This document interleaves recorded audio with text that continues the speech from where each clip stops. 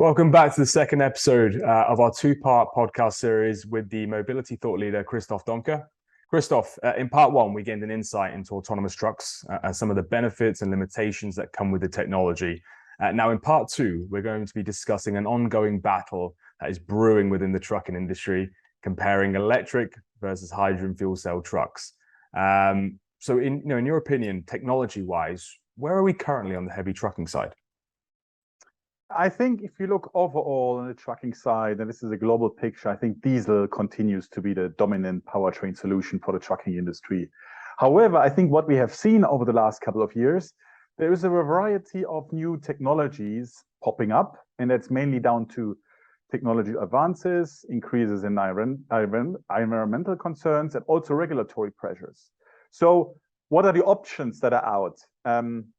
Looking forward, interesting technologies are definitely battery electric, hydrogen fuel cells, LNG, that's liquefied natural gas, bio LNG, and of course there are other solutions as well, but those are the most prominent ones. And I think whatever you're going for over the next couple of years depends on, of course, maturity of the technology, but also depends on very much where you are in the world. So which country or region you operate, how large your fleet is, what kind of application your truck is currently looking at, but also very much on the duty cycle. So how often you operate this. But yeah, it's getting much more interesting because it moves away from more or less one choice to several choices going forward.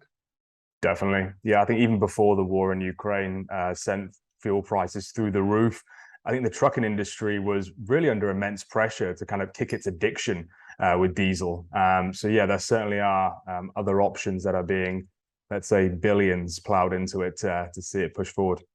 Yes, and of course, these are interesting technologies because they have a lot of advantages to offer. And I think particularly the most relevant ones, I would say, are battery electric and hydrogen fuel cell. There's a lot of noise out there in the market. There's a lot of competing interests there. Both are likely going to be very interesting technologies going forward. They have a lot of benefits each, but it will be interesting to see how it actually plans out over the next couple of years. In your opinion, what role do electric and fuel cell trucks, currently play, and where do you see them in the coming years? I think if you look at the picture at the moment, I think it's still diesel. That's the dominant force, as I mentioned earlier. But I think going forward in the years ahead, particularly if you look at the medium terms, battery electric trucks have currently more potential. The interesting question is what happens over the longer term, and particularly what role hydrogen fuel cell trucks can play there. When you look at battery electric trucks, I think they have seen a lot of progress over the past months. And you have probably seen a lot of manufacturers, the traditional OEMs, but also up and coming players all around the world making a lot of announcements. So if you look at the leading players, all have either started or announced or committed themselves to a serious production of battery electric trucks, particularly now and over the next 2 years' time. You've seen the announcement also like Tesla. The semi-truck is finally start shipping later this year. So there's a lot of positive developments there. But also, if you look at the supply chain, I think the supply chain is maturing. I think a lot of major tier one suppliers are putting a lot of resources into this sector, particularly when it comes to parts electrification. And yeah, there's a lot of shift, particularly for those market players, away from traditional combustion engine powertrains. So if you look at some of the advantages for battery electric trucks, I think zero tailpipe emissions, so particularly CO2 particulates, NOx or nitrogen oxides, significantly reduced. And big advantages as well with electric trucks, less noise, similar to cars. Of course, they would require less service and maintenance because an electric truck or battery and surrounding components, much fewer parts, so a lot of advantages. If we look at the disadvantage side, of course, electric trucks would cost more, significantly more upfront. The infrastructure is still not there, particularly when it comes to charging environment. It's under development, but it's still not there. Battery would add significant weight to a truck that might cut into a payload, still to be considered. There's still limited model availability, which is always important for people that make decisions in the market. And there's a lot of people that put forward, we have range anxiety. How long can we actually go on a truck? And I think this is probably misplaced. I think if you look over the next 3 to 4 years, I think could probably have batteries and trucks with a range of up to 1,000 kilometers. So that would be quite good. I think key for any uptakes for battery electric trucks are megawatt chargers, because it's an industry that's all about costs. It's an industry that's where you still have a driver present. So most of the drivers have 45-minute breaks. So what you want to do in this 45 minutes, make sure that your truck can fully charge. So you don't want to lose time. If a truck is not in operation, if a truck is not running, it doesn't make any money. So you want to make sure that you have the right charging equipment to allow trucks to charge within 45 minutes. I think hydrogen trucks, there must be a couple of words there, I think also has significant advantages, something similar to electromobility, as we've heard before, so low emissions, less noise. Also, the additional advantage is not a big drain on a country's power grid, which is also good. Significant advantage compared to battery electric trucks, deliver longer ranges.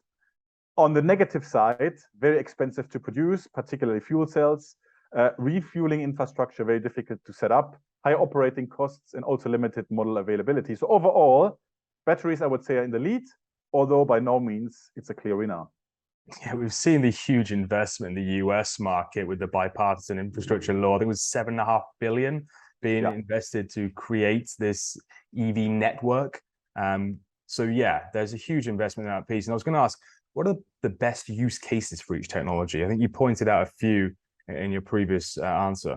Yeah, so I think that really depends on a lot of factors. I think overall, I would say it depends on the country or the state you operate in, where you're located, the duty cycle, application, fleet size. But if you look at particularly battery electric vehicles, I would say the best use cases that I can see for now are shorter range, return to base truck applications. That's probably the most likely ones that will become electrified first.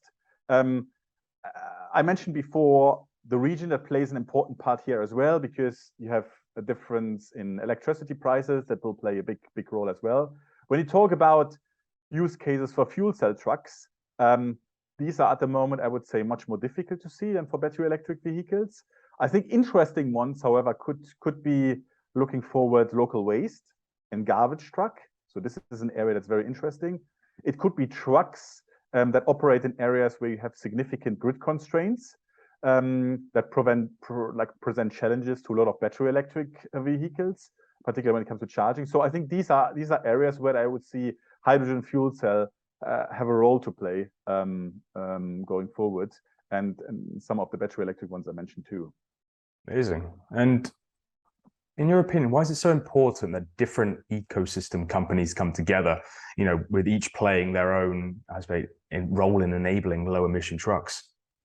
Yeah, I think what is important, really to increase sales penetration rates in various markets around the world. I think it requires all market participants, particularly the fleets, the fuel providers, infrastructure players, and OEMs.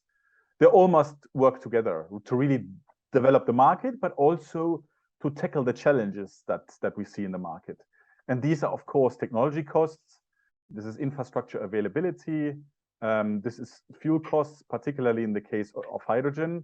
And it also requires cooperation, which is very important. And we've seen a lot of interesting cases there between competitors, even in the market. And a great example is the recent examples where you have the three biggest European truck manufacturers in the market, like the Traton Group, Daimler Truck, and Volvo, formed a joint venture when it comes to charging infrastructure in Europe, and working together to install thousands of high-performance charge points in the market. So this is something that is really, really important. This is needed. And I think I would say overall, those collaborations are absolutely essential to really drive the trucking industry forwards, not only limited to powertrain technologies, but also across AV, the connected vehicle system. So I think they're absolutely critical. I couldn't agree more. I think having that cooperative piece, given the fact that it's moving toward a zero emission piece, it's so important rather than competing with each other. I'm certainly looking forward to seeing how this pans out, given the billions that are being invested in this space, and also the time to design and produce these trucks as well. So yeah, look, Christoph, I appreciate your insights to this topic. It was great speaking with you. Likewise.